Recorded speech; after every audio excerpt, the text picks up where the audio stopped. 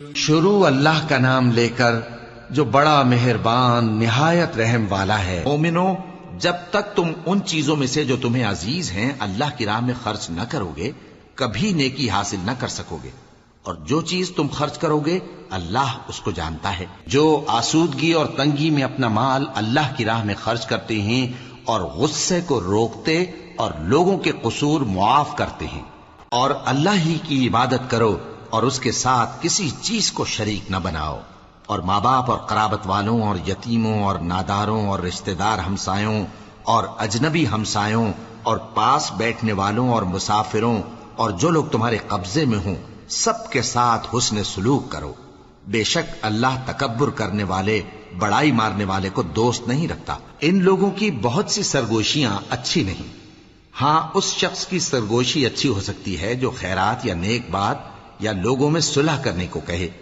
اور جو ایسے کام اللہ کی خوشنودی حاصل کرنے کے لیے کرے گا تو ہم اس کو بڑا ثواب دیں گے۔ جو کوئی اللہ کے حضور نیکی لے کر آئے گا تو اس کو ویسی 10 نیکیاں ملیں گی، اور جو برائی لائے گا تو اسے سزا اس جیسی ہی ملے گی،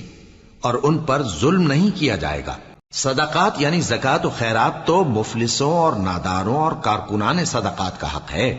اور ان لوگوں کا جن کے دل جیتنا منظور ہے، اور غلاموں کے آزاد کرانے میں، اور قرض داروں کے قرض ادا کرنے میں، اور اللہ کی راہ میں، اور مسافروں کی مدد میں بھی یہ مال خرچ کرنا چاہیے۔ یہ مصارف اللہ کی طرف سے مقرر کر دیے گئے ہیں، اور اللہ جاننے والا ہے، حکمت والا ہے۔ اور جو اپنے پروردگار کی خوشنودی حاصل کرنے کے لیے مصائب پر صبر کرتے ہیں اور نماز پڑھتے ہیں، اور جو مال ہم نے ان کو دیا ہے اس میں سے پوشیدہ اور ظاہر خرچ کرتے ہیں، اور نیکی سے برائی کو دور کرتے ہیں، یہی لوگ ہیں جن کے لیے عاقبت کا گھر ہے۔ اللہ انصاف اور احسان کرنے اور رشتہ داروں کو خرچ سے مدد دینے کا حکم دیتا ہے، اور بے حیائی اور نامعقول کاموں سے اور سرکشی سے منع کرتا ہے، اور تمہیں نصیحت کرتا ہے تاکہ تم یاد رکھو، اور رشتہ داروں اور محتاجوں اور مسافروں کو ان کا حق ادا کرو، اور فضول خرچی سے مال نہ اڑاؤ، کہ فضول خرچی کرنے والے تو شیطان کے بھائی ہیں، اور شیطان اپنے پروردگار کی نعمتوں کا کفران کرنے والا یعنی ناشکرا ہے۔ اور اگر تم اپنے پروردگار کی رحمت یعنی فراخ دستی کے انتظار میں، جس کی تمہیں امید ہو، ان مستحقین کی طرف توجہ نہ کر سکو تو ان سے نرمی سے بات کہہ دیا کرو، اور اپنے ہاتھ کو نہ تو گردن سے بندھا ہوا یعنی بہت تنگ کر لو کہ کسی کو کچھ دو ہی نہیں، اور نہ بالکل کھول ہی دو کہ سبھی کچھ دے ڈالو، اور انجام یہ ہو کہ ملامت زدہ اور حسرت زدہ ہو کر بیٹھ جاؤ۔ بے شک تمہارا پروردگار جس کی روزی چاہتا ہے فراخ کر دیتا ہے، اور جس کی روزی چاہتا ہے تنگ کر دیتا ہے، وہ اپنے بندوں سے خبردار ہے اور ان کو دیکھ رہا ہے۔ اور جو لوگ تم میں صاحب فضل اور صاحب مال ہیں وہ اس بات کی قسم نہ کھائیں کہ رشتہ داروں اور محتاجوں اور وطن چھوڑ جانے والوں کو کچھ نہیں دیں گے، اور ان کو چاہیے کہ معاف کر دیں اور درگزر کریں۔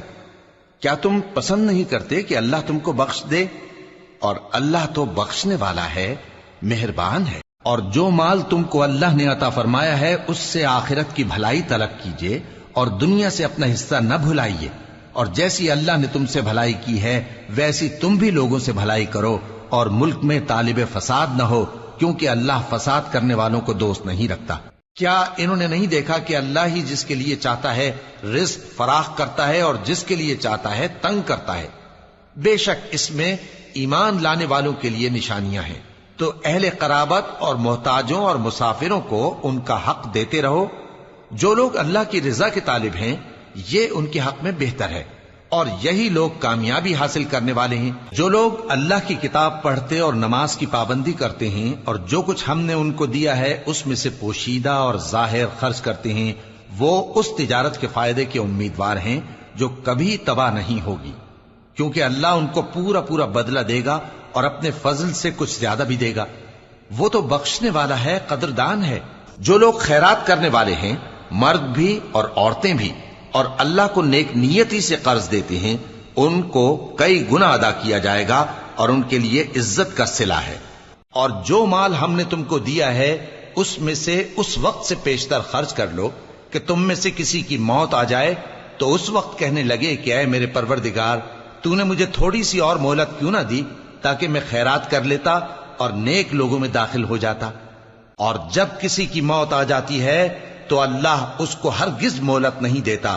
اور جو کچھ تم کرتے ہو اللہ اس سے خبردار ہے۔ تمہارا مال اور تمہاری اولاد تو آزمائش ہے، اور اللہ کے ہاں بڑا اجر ہے، سو جہاں تک ہو سکے اللہ سے ڈرو اور اس کے احکام کو سنو اور اس کے فرمانبردار رہو اور اس کی راہ میں خرچ کرو، یہ تمہارے حق میں بہتر ہے۔ اور جو شخص طبیعت کے بخل سے بچایا گیا تو ایسے ہی لوگ راہ پانے والے ہیں۔ اگر تم اللہ کو نیک نیتی سے قرض دو گے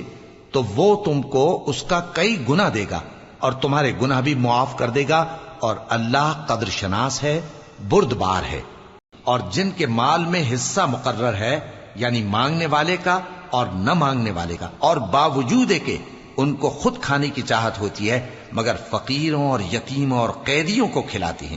اور کہتے ہیں کہ ہم تم کو محض اللہ کی خوشنودی کے لیے کھلاتے ہیں، نہ تم سے بدلہ چاہتے ہیں اور نہ شکر گزاری، مگر یہ گھاٹی پر سے ہو کر نہ گزرا۔ اور تم کیا سمجھے کہ گھاٹی کیا ہے؟ کسی کی گردن کا چھڑانا یا بھوک کے دن میں کھانا کھلانا، کسی رشتہ دار یتیم کو یا مٹی میں پڑے کسی نادار کو۔ سو جس نے اللہ کے رستے میں مال دیا اور پرہیزگاری کی اور بہترین بات یعنی کلمہ توحید کو سچ جانا، تو اس کو ہم آسان طریقے کی توفیق دیں گے۔ کیا تم نے اس شخص کو دیکھا جو روز جزا کو جھٹلاتا ہے؟ یہ وہی بدبخت ہے جو یتیم کو دھکے دیتا ہے اور نادار کو کھانا کھلانے کے لیے لوگوں کو ترغیب نہیں دیتا۔